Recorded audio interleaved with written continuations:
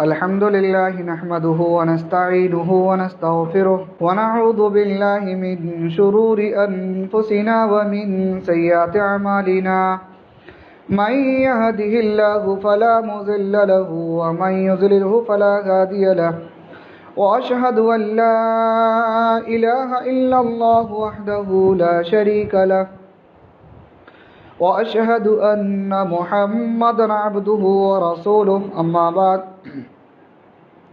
فإن خير الحديث كتاب الله وخير الهدي هدي محمد صلى الله عليه وسلم وشر الأمور محدثاتها وكل محدثة بدعة وكل بدعة ضلالة وكل ضلالة في النار. أعوذ بالله السميع العليم من الشيطان الرجيم. بسم الله الرحمن الرحيم. يا أيها الناس اتقوا ربكم الذي خلقكم من نفس واحدة وخلق منها زوجها وبث منهما رجالا كثيرا ونساء واتقوا الله الذي تساءلون به والأرحام إن الله كان عليكم رقيبا. يا أيها الذين آمنوا اتقوا الله حق تقاته ولا تموتن إلا وأنتم مسلمون. يا أيها الذين آمنوا اتقوا الله وقولوا قولا سديدا يصلح لكم أعمالكم ويغفر لكم ذنوبكم ومن يطع الله ورسوله فقد فاز فوزا عظيما. وقال الله تعالى في مقام آخر إنما أموالكم وأولادكم فتنة والله عنده أجر عظيم. وقال الله تعالى في مقام آخر يا أيها الذين آمنوا إن من أزواجكم وأولادكم عدوا لكم فاحذروهم وإن تعفوا وتصفحوا وتغفروا فإن الله غفور رحيم. رب اشرح لي صدري ويسر لي أمري واحلل عقدة من لساني يفقهوا قولي رب زدني علما اللهم رب زدني علما آمين. حاضرین جمعہ، نوجوان دوستوں اور بزرگوں، عزیز بچوں، پردہ نشین اسلامی ماں بہنوں،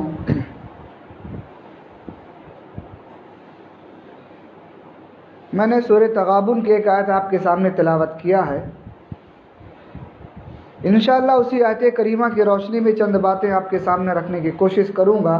اللہ تعالیٰ مجھے بھی اور آپ کو بھی سب کو عمل کرنے کی توفیق عطا فرمائے، آمین. میرے محترم، اللہ رب العالمین نے خصوصاً مسلمانوں کو، مومنین کو کچھ ذمہ داریاں عطا کیا ہے، اور خاص کر مرد حضرات کو اللہ تعالیٰ نے زیادہ ذمہ دار بنایا ہے. کیونکہ قرآن کریم کے اندر اللہ نے دوسرے مقام پر فرمایا الرجال قوامون علی النساء. اللہ تعالیٰ نے مردوں کو عورتوں پر حاکم بنایا ہے. یعنی مرد حضرات جو ہیں ان کے ذمے اپنے بچوں کی تربیت کرنا، گھر کو چلانا، بچوں کی دیکھ ریکھ کرنا، اسلامی تربیت کرنا، یہ سب ساری ذمہ داری پہلے نمبر پر مرد کے اوپر عائد ہوتی ہے. عورتوں کو اللہ تعالیٰ نے گھر کے اندر رہ کر کے گھر کی ذمہ داری ادا کرنے کی ان کو ذمہ دار بنایا ہے، لیکن مرد حضرات کو باہر کی ذمہ داری اللہ نے اس کے ساتھ بھی عطا کیا ہے. ہم اور آپ باہر ہوتے ہیں، کماتے ہیں، محنت کرتے ہیں، مزدوری کرتے ہیں، کس کے لیے؟ بچوں کے لیے کرتے ہیں، تاکہ ہمارے گھر والے چین و سکون کے ساتھ میں آرام کی زندگی گزار سکیں. اللہ تعالیٰ نے قرآن کریم کے اندر فرمایا یا ایھا الذین آمنوا ان من ازواجکم واولادکم عدوا لکم. آپ قرآن کریم کی آیت پر غور کریں.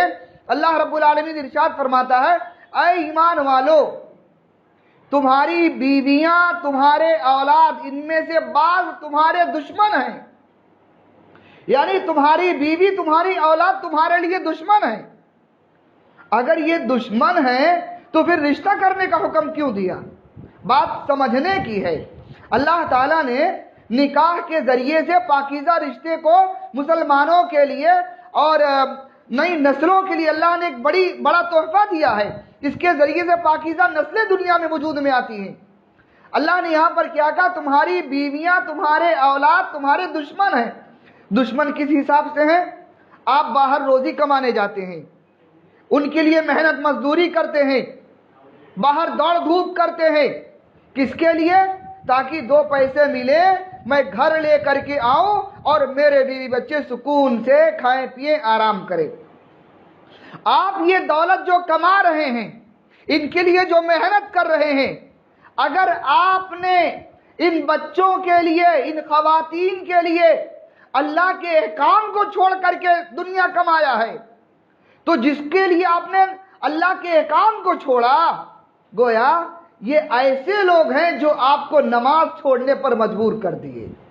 یہ ایسی اولاد ہے جس نے آپ کو اللہ کے احکام چھوڑنے پر مجبور کر دیا۔ یہ ایسی بیویاں ہیں جنہوں نے آپ کو نماز روزہ چھوڑنے پر مجبور کر دیا۔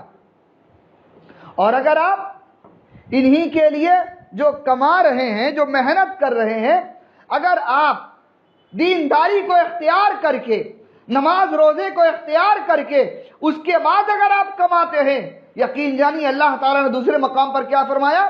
واللہ عندہ اجر عظیم، یہی بیوی بچے تمہارے لیے اللہ تعالیٰ کے یہاں بہت بڑا اجر ہیں، بہت بڑی نیکی کا ذریعہ ہیں۔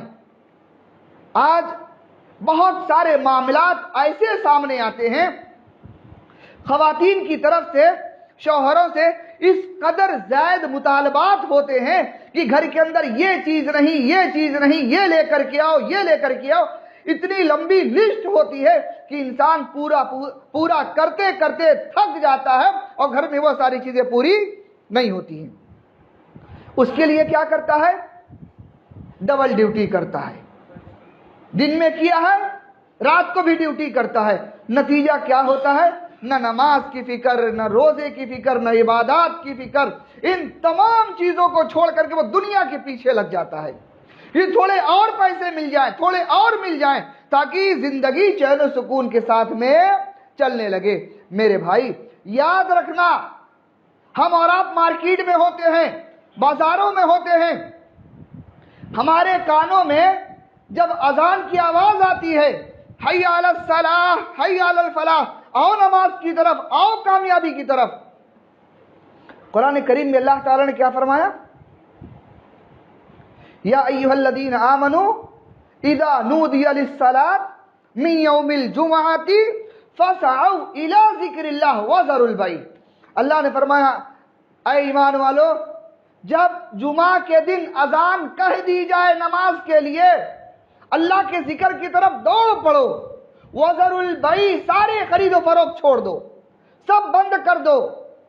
یاد رکھیے گا، یہاں پر صرف جمعہ کی نماز نہیں مراد ہے، بلکہ پنچ وقتہ جو نمازیں فرض ہیں ہمارے اوپر، وہ سب اس کے اندر شامل ہیں۔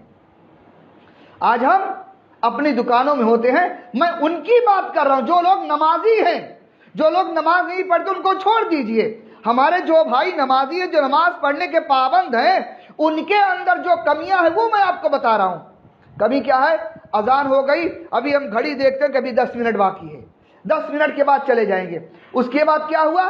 ابھی 5 منٹ باقی ہے، 5 منٹ کے بعد چلے جائیں گے۔ کوئی آ گیا دکان پہ، آپ کسی سے باتیں کرنے لگے، کوئی کسٹمر آ گیا، ہم اس کو پہلے ترجیح دیتے ہیں، جبکہ ائمہ محدثین نے اس آیت کریمہ کے ضمن میں لکھا ہے کہ جب اذان ہو جائے، اذان ہونے کے بعد سے لے کر کے جماعت کے درمیان جو وقت ہے، یہ وقت بندوں کا نہیں ہوتا ہے، یہ وقت کس کا ہے؟ اللہ تعالیٰ کا ہے۔ مؤذن نے جو تمہیں صدا دیا ہے، بلایا ہے جو تمہیں، حی علی الصلاح، آؤ نماز کی طرف، آؤ کامیابی کی طرف، یہ تمہیں اللہ کی طرف بلایا ہے کہ میرے بندے جو کچھ تم نے اپنے اوپر ظلم کیے، گناہ کیے ہو، ان ساری چیزوں سے آؤ میں تمہیں پاک کر دوں۔ اللہ تمہیں اپنے گھر میں بلا رہا ہے، اور ہم ہیں کہتے ابھی 10 منٹ باقی ہے، ابھی 5 منٹ باقی ہے، ابھی 2 منٹ باقی ہے، اس کے بعد چلے جائیں گے۔ نتیجہ یہ ہوتا ہے ہمارے آتے آتے کبھی 1 رکعت چھوٹ جاتی ہے، کبھی 2 رکعت چھوٹ جاتی ہے۔ یہ ان لوگوں کا حال ہے جو برابر نماز کی پابندی کرتے ہیں، اور ہمارے کتنے بھائی ایسے ہیں جو نماز کی پرواہ ہی نہیں کرتے، کوئی پرواہ نہیں ہوتی، اذان کی آواز آ رہی ہے آنے دو، یہ کان سے سنے دوسرے کان سے نکال دیے، اللہ کے گھر کی طرف آنے کی توفیق نہیں ہوتی ہے۔ یاد رکھو میرے بھائی، آپ اگر دکان پہ بیٹھے ہو، کاروبار میں لگے ہو، یہ سوچتے ہو کہ نماز کے لیے چلا گیا، کوئی آیا اور واپس چلا گیا تو بڑا نقصان ہو جائے گا۔ اللہ تعالیٰ قرآن کریم میں کیا فرماتا ہے؟ وَمَن يَتَّقِ اللَّهَ يَجْعَل لَّهُ مَخْرَجًا، اے لوگوں یاد رکھو، جو اللہ تعالیٰ سے ڈرتا ہے اللہ تعالیٰ اس کو ایسی جگہ سے نکالتا اس کو گمان بھی نہیں ہوتا، وَيَرْزُقْهُ مِنْ حَيْثُ لَا يَحْتَسِبُ، اللہ اس کو ایسی جگہ سے روزی دے دیتا ہے بندہ سوچ بھی نہیں سکتا۔ بسا اوقات آپ پورا دن بیٹھے ہیں، کچھ نہیں ہوا، لیکن نکلنے کا وقت ہوا، کوئی آتا ہے اور اتنے مال خرید کر کے لے کے جاتا ہے، آپ پورے دن کی کمائی اس کے اندر ہو جاتی۔ یہ میں دکان کی ایک مثال دے رہا ہوں، صرف دکان ہی نہیں مراد ہے، آپ یہ مت سوچئے گا اگر کوئی آدمی استاد ہو اس کی بھی ذمہ داری ہے، ساری چیزوں کو چھوڑ دے، اگر کوئی آدمی ڈرائیور ہو اس کی بھی ذمہ داری ہے، کیونکہ نماز سے بڑھ کر کے کوئی دوسری چیز نہیں ہے۔ کیوں؟ اللہ کے نبی صلی اللہ علیہ وسلم فرماتے ہیں اول ما يحاسب به العبد يوم القیامت الصلاۃ، اللہ رب العالمین قیامت کے دن بندوں سے سب سے پہلے جس چیز کا سوال کرے گا وہ کیا ہے؟ الصلاۃ، نماز ہے۔ فإن صلحت صلحت، جس کی نماز کامیاب ہو گئی وہ ہر چیز میں کامیاب ہو جائے گا، اور جو نماز میں پکڑ لیا گیا یقین جانو آگے تمام چیزوں میں فیل ہوتا چلا جائے گا۔ میں آپ کو ایک صحابی کا واقعہ بتاتا ہوں، آپ ذرا دیکھیں صحابی رسول، ہم اور آپ اپنے بچوں کے لیے جو روزی کماتے ہیں کس قدر محنت مشقت کرتے ہیں، اور اللہ کے کتنے قانون ہم توڑ دیتے ہیں، اس کی پرواہ بھی نہیں کرتے۔ اور صحابی رسول کس قدر ایک ایک چیز کا اہتمام کیا کرتے تھے۔ میرے محترم، صحابہ اکرام کی زندگی ہمارے لیے بہترین نمونہ ہے، آئیڈیل ہے، مثال ہے ان کی زندگی۔ اللہ تعالیٰ نے ایسے ہی نہیں ان کو رضی اللہ عنہم ورضوا عنہ کا خطاب دے دیا کہ اللہ میں تم سے راضی ہو گیا میرے بندے، اور تو مجھ سے راضی ہو گیا۔ یہ صحابہ اکرام کو جو ٹائٹل ملا ہے یہ ان کی قربانیوں کی وجہ سے ملا ہے۔ آئیے میں آپ کو ایک واقعہ بتاؤں،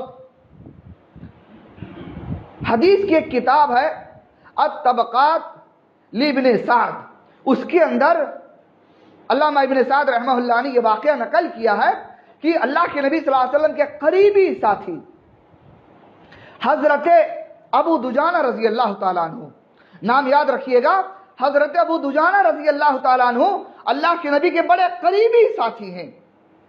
کوشش یہ کرتے تھے کہ میری کوئی بھی نماز ایسی نہ ہو جو نبی کی امامت میں ادا نہ کر سکوں، یعنی ہر نماز میری اللہ کے نبی کی امامت میں ادا ہونی چاہیے، کوئی بھی تکلیف کوئی بھی پریشانی ہے وہ چھوڑ دیجیے اپنی جگہ پر، لیکن مجھے اللہ کے نبی کی امامت میں نماز پڑھنا ہے۔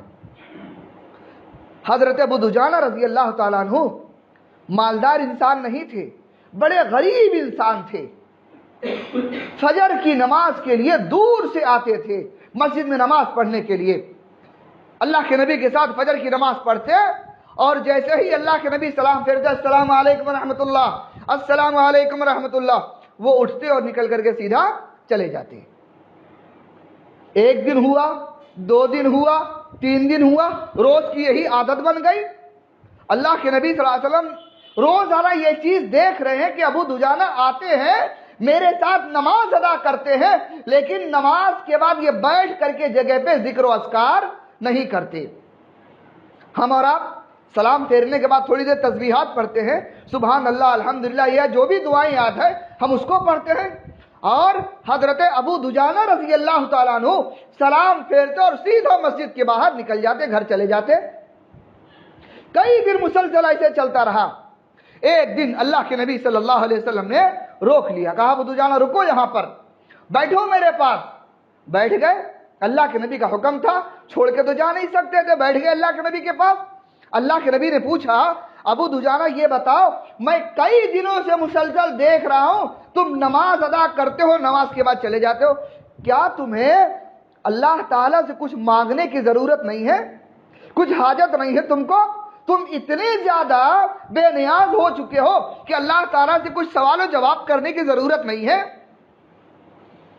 حضرت ابو دجانہ رضی اللہ تعالیٰ عنہ کہتے ہیں اللہ کے نبی کیوں نہیں، میں اللہ کی رحمت کے بغیر ایک لمحہ بھی زندہ نہیں رہ سکتا، اللہ کی مہربانی کے بغیر ایک لمحہ بھی میں دنیا میں زندہ نہیں رہ سکتا، مجھے تو بہت زیادہ اللہ تعالیٰ کی رحمت کی ضرورت ہے۔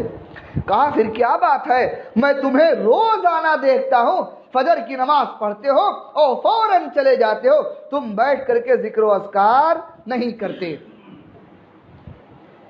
حضرت ابو دجانہ رضی اللہ تعالیٰ عنہ کہتے ہیں اللہ کے نبی یہ میرا ایک راز ہے، میری زندگی کا ایک راز ہے جو میں کسی کو بتانا نہیں چاہتا تھا، لیکن آپ اللہ کے نبی ہیں، آپ سچے نبی ہیں، اگر میں آپ کو نہیں بتاؤں گا تو اللہ تعالیٰ آپ کو وحی کے ذریعے سے میرے بارے میں خبر کر دے گا، لہذا آپ نے اگر پوچھا ہے تو آج میں وہ چیز آپ کو بتا دے رہا ہوں، ورنہ میں اپنی زندگی کا راز کسی کو بتانا نہیں چاہتا تھا۔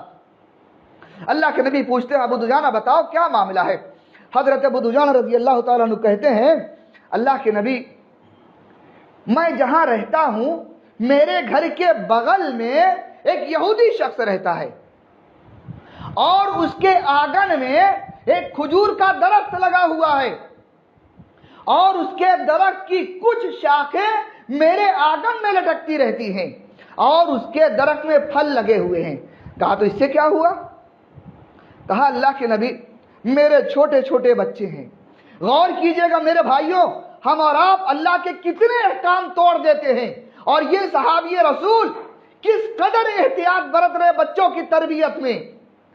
کیا کہتے ہیں اللہ کے نبی میرے بغل میں یہودی کا گھر ہے، اس کے آنگن میں کھجور کا درخت ہے اور اس کے درخت کی کچھ شاخیں میرے آنگن میں لٹکتی رہتی ہیں۔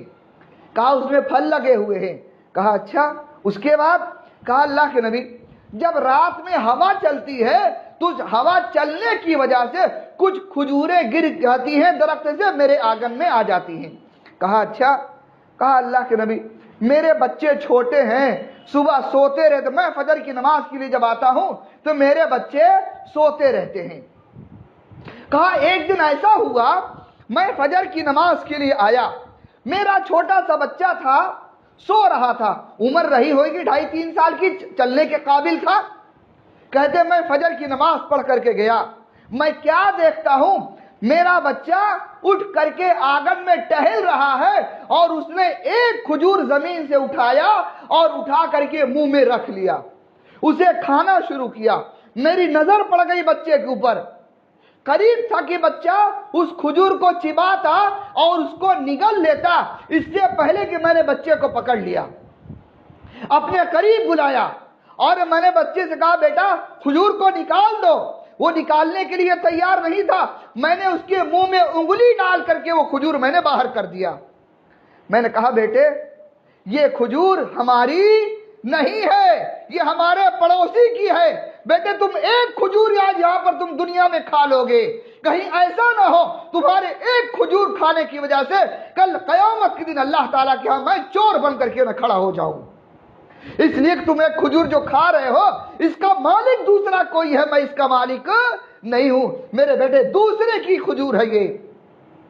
حضرت ابو دجانہ کہتے ہیں اللہ کے نبی میں نے اپنے بچے کے منہ سے کھجور تو نکال دیا، میرا بیٹا روتا رہا چلاتا رہا، لیکن میرے پاس وہ طاقت نہیں تھی کہ میں اپنے بیٹے کو کھجور خرید کر کے کھلا سکتا۔ اللہ کے نبی صلی اللہ علیہ وسلم کی آنکھوں میں آنسو آ گئے، پیارے نبی رو دیے ان کا یہ واقعہ سن کر کے۔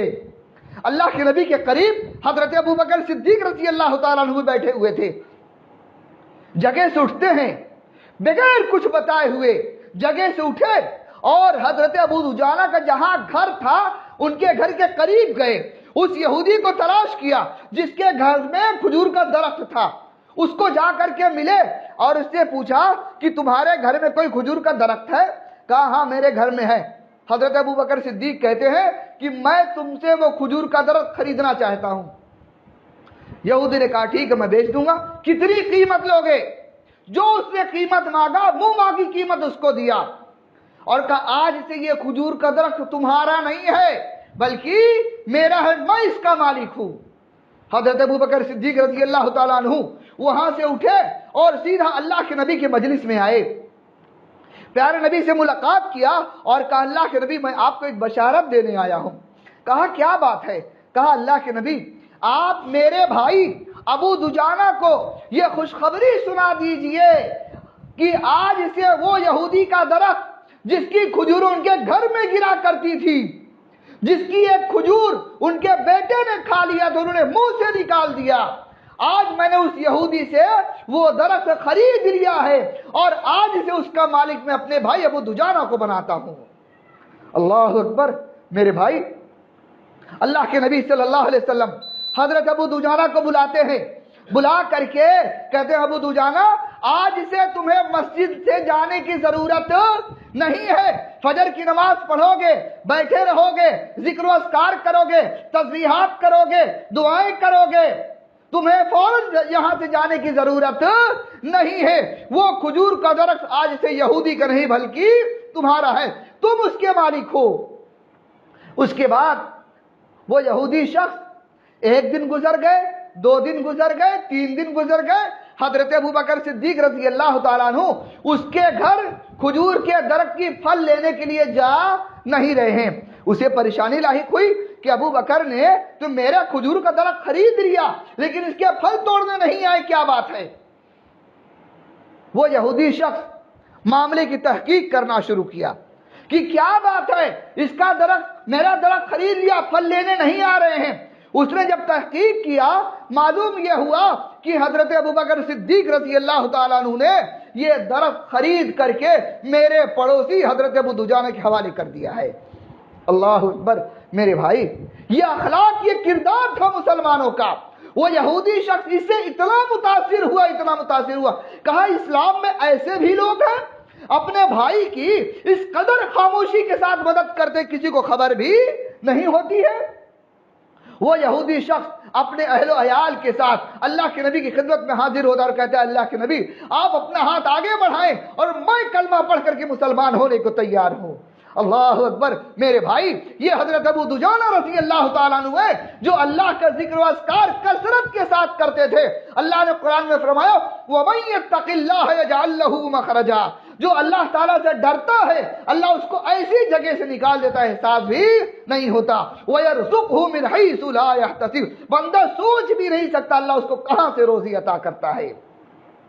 میرے بھائی کہنا یہ ہے ہم سے اور آپ سے، ہم اور آپ روزیاں کماتے ہیں لیکن اللہ کے کتنے احکام چھوڑ دیتے ہیں۔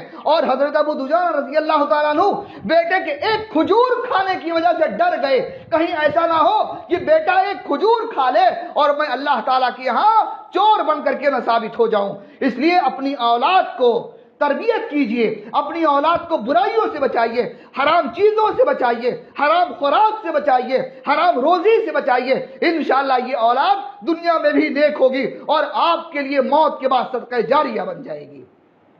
میرے بھائی ہمیں اور آپ کو بہتر طریقے سے تربیت کرنے کی ضرورت ہے، ہمیں اور آپ کو اپنے گھر کے بہتر طریقے سے ذمہ داری ادا کرنے کی ضرورت ہے۔ اللہ نے جو ذمہ داری ہمیں دیا ہے پہلے نمبر پر حقوق اللہ ادا کیجئے، اس کے بعد حقوق العباد ادا کیجئے۔ اللہ تعالیٰ سے دعا کرے کہ اللہ تعالیٰ مجھے بھی اور آپ کو بھی جو باتیں کہی گئی ہیں اللہ رب العالمین ہم سب کو اس کے اوپر عمل کرنے کی توفیق عطا فرمائے۔ رب العالمین ہم نے جو کچھ کہا ہے بار الہ ہم تمام لوگوں کو اس کے اوپر عمل کرنے کی توفیق عطا فرما۔